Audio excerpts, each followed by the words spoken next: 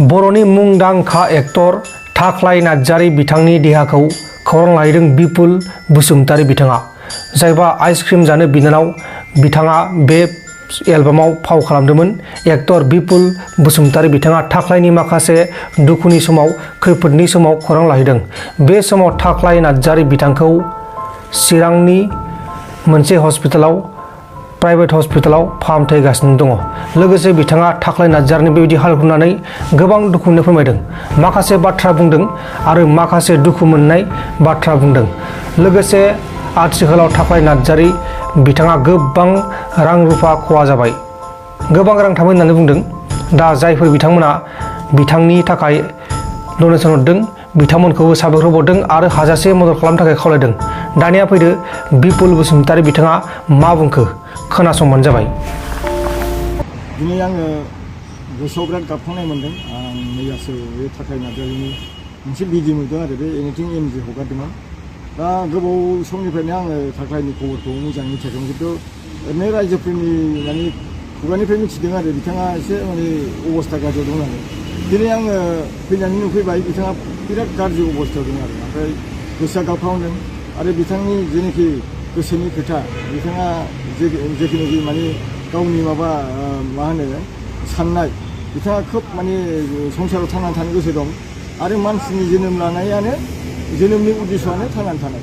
बे खेथ्रआव आङो ओरैबायदि बुंनो नागिरदों जे आंनो निजे रियेलाइज जादों बिथाङाबो माने संसाराव थांनानै थानो थाखाय बिराद माबा एक्साइटेड, गाव माने मा होनो दुखुजों आं बुंनायानो जाबावला आरोखि। ओरैबायदि दुखु नांदों आङो।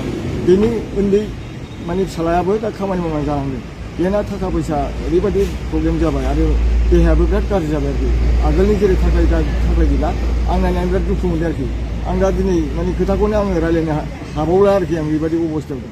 दा बेनिखायनो आं रायजोफोरनि सिगाङाव बेखौनो फोरमायनो नागिरदों जे मानसिफोरा जियानो जा माने मानसिफोरखौ एसे माने थांनानै थानो थाखाय नोंबो थां आरो गुबुनखौ थांहो, बेबायदि आं बुजिनानै दा रायजोफोरखौ खावलायनो नागिरदों। थाखाय बिथांखौ एसे बयबो जुदि एफा जुदि मदद होयोब्ला निश्चय थाख्लाया थांनानै थाफिननो हागोन। नैबे संसाराव बिथाङा गोदानै गावनि लाइफखौ माने दाफुंलांफिननो हागोन आरो बेनि न'खरनि अबस्थाफ्रा ओरैबायदि गाज्रि जाहाथे बेनि न'खरनि अबस्थायाबो जाहाथे मोजां जायो। आं बेखौनो आरो आर'ज गाबदों जे इसोरनाव जे थाख्लाय बिथांनि बेबायदि माने अलखद आरो थाखा फैसानि ओरैबायदि क्राइसिस, इसोरनाव आं बेखौनो आर'ज गाबदों जे सोरगोनि दोनखौ इसोराबो थाख्लाय नार्जारीनि थाखाय आग्लाय देग्लाय जाहाथे बोर हरथों आरो बेनि फैबाय थानाय इयुनाव न'खर संसार दालांनाय आरो गावनि जिबननि थाखाय जालांनो थाखाय खामानि दामानि गेबें लामाखौ माने इसोरा माने बेखेवना होथों। बेखिनिखौ आङो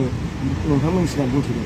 बिथाङा जे बर' हारिनि फिल्म जगतनि सासे फेमास भिलेन हिसाबै सावथुनजों सोमोन्दो थानाय सुबुंफोरखौ मा खावलायगोन बिथांखौ हेफाजाब होनो? आं बेखौनो खावलायदों दिनै बिथाङा सासे जब मावोमोन। जबनि बारैबो बिथांखौ दा जों बर' रायजो राजाफ्रा कालचार हिसाबै सिनेमा जगत हिसाबै बिथांखौ सासे आर्टिस्ट होननानै सिनायो, सासे माने फावखुंगुर होननानै सिनायो। बे हिसाबै जायफोरनाखि थाख्लायखौ मोजां मोनग्रा बिथांमोनखौ आं दिनै खावलायदों जे थाख्लायखौ थांनानै थानो थाखाय एसे जाहाथे मदद होयो, बेखिनिखौ आं खावलायदों।